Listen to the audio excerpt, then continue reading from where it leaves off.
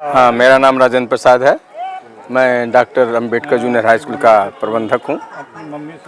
क्या कहना है सर, आज 26 जनवरी गणतंत्र दिवस है और संविधान निर्माता डॉक्टर बी.आर. अम्बेडकर ने हमको एक संविधान दिया कि आज पूरा देश जश्न मना रहा है। आज गणतंत्र दिवस का 76वां ये फंक्शन है, सेलिब्रेशन है और हमारा देश जो है 15 अगस्त 1947 को आज़ाद हुआ था। उसके बाद जो है 26 जनवरी 1950 को हमारा भारतीय संविधान लागू हुआ था। इसके पहले हम लोगों को किसी प्रकार की स्वतंत्रता नहीं थी इस देश में, न समता का अधिकार था, न किसी प्रकार का अधिकार नहीं था। जो विदेशी शक्तियां यहाँ पर शासन कर रही थीं और स्वतंत्रता के बाद भारतीय संविधान लागू हुआ। इसमें सभी लोगों, सभी भारत के सभी नागरिकों समान अधिकार प्राप्त हुआ।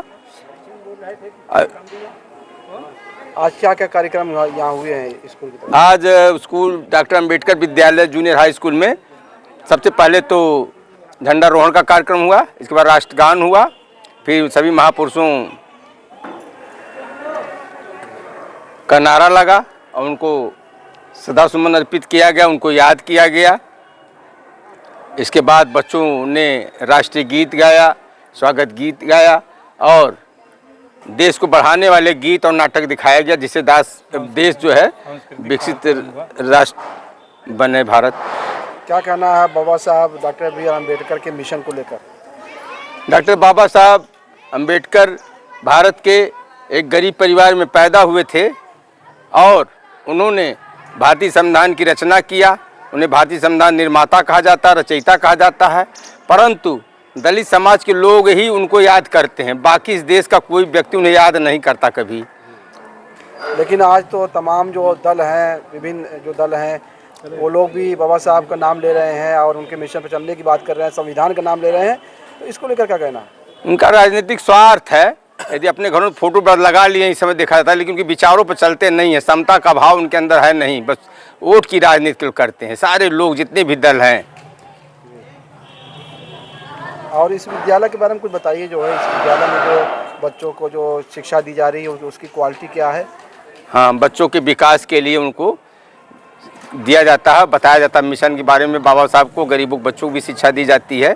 उनको बड़ा मेहनत से हमारे अध्यापक जो हैं बहुत मेहनत से पढ़ाते हैं ताकि वो राष्ट्र के विकास में अपना एक सहयोग करें। हमेशा उनको जो है तैयार किया जाता है देश के राष्ट्र के निर्माण के लिए। संविधान की बात होती है और संविधान की आज देन है कि जो है प्रधानमंत्री हो या सीएम हो, उसी संविधान की वजह से बनते हैं जो है। तो क्या आपको क्या कहना है कि ये पार्टियां संविधान के अनुरूप चल रही हैं?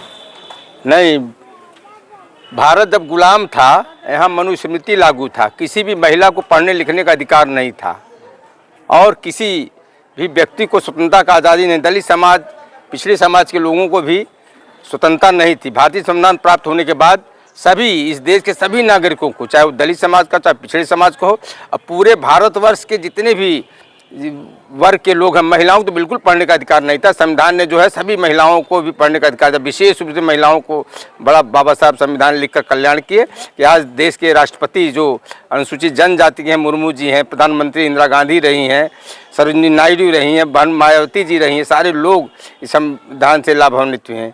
बाबा साहब बहुत उपकार देश की महिलाओं के लिए है। क्या सर आज दलितों को सम्मान मिल रहा है?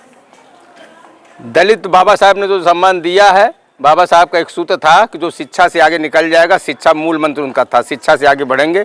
लेकिन अभी लाभ तो नहीं मिल रहा जितना पूर्ण मिलना चाहिए। जो आरक्षण में व्यवस्था किया गया था महात्मा गांधी और जो पूना पैक्ट समझौता हुआ था आरक्षण का, तो उसमें पूरा यदि 18% रिजर्वेशन रहता तो आज बहुत ऊंचाइयों पर होते ही लोग, लेकिन पूरा आरक्षण कभी मिला नहीं इस देश में।